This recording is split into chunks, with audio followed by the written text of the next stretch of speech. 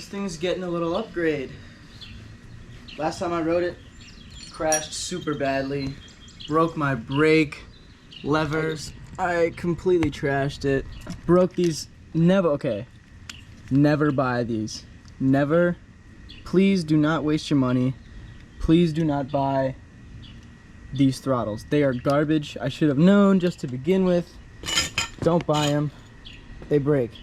So I'm gonna go ahead, swap out throttles. I've already got new handlebars on here because these were actually bent. I don't know if you can tell. This one's lower. I'm just gonna clean everything up. So I got those little cheap Amazon handlebars on there, but they'll do the job. Yeah, I'm gonna build a battery box for my batteries here because they're not hard cases. Let's go and change the throttle.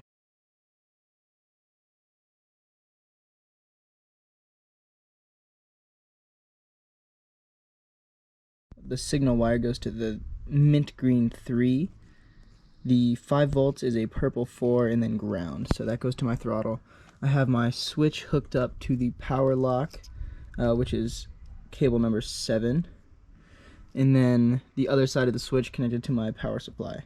So I'm going to go ahead and plug my 72 volts in and see if it starts. My key is in the ignition. And now I got to tidy everything up, but first I'm going to add a voltage meter so I can see what my voltage is while I'm riding. And then we'll tidy everything up and make it look good, make a battery box for my 3 batteries.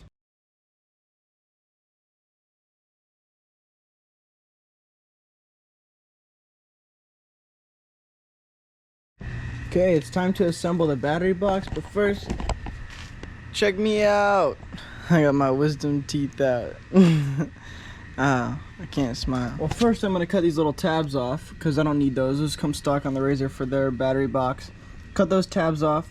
I'm going to make a plate. I'm going to connect the sheet metal with this angled aluminum. I'm going to rivet it together with some rivets. I'm going to make this side one plate, come up, over, plate, plate, and a door here. Not exactly sure how I'm gonna do that door, but when I have that idea, I will come back and explain it.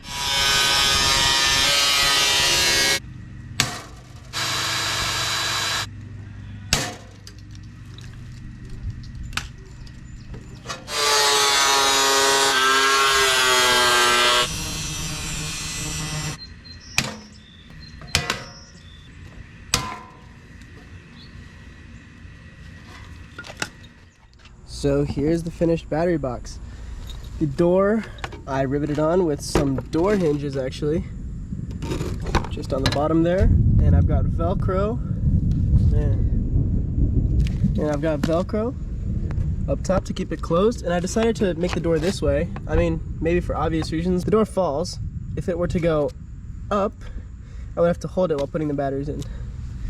So I lined the battery box with thick and dense foam, glued that in with super glue, and I lined the battery box with epoxy, so it should be waterproof. And so far with testing, it has been.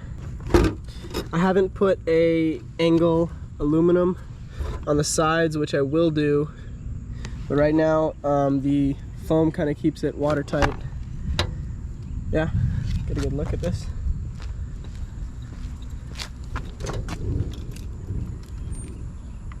Looks pretty good. The bike, it matches. So, batteries go in just like this.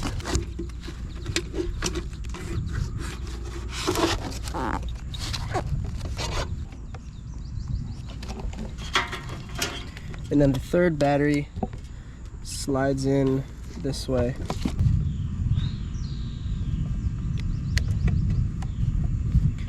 Then what I do with the wires, bring them up over this plastic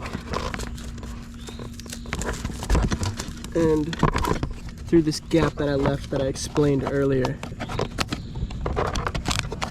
That goes in just like that. And the door closes.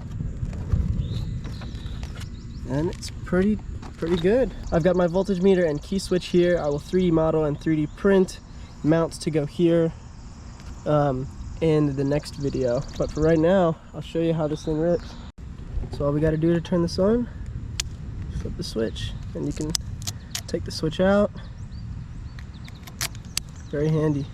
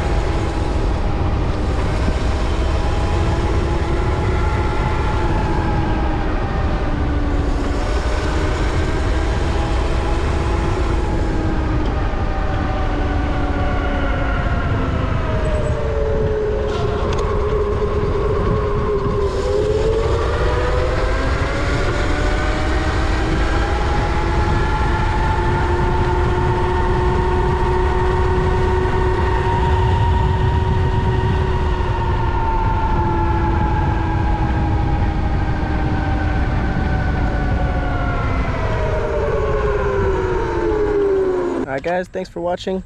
Subscribe if you think I earned it. My Patreon is linked on the channel page if you want to support me and my projects, because I do fund them all myself.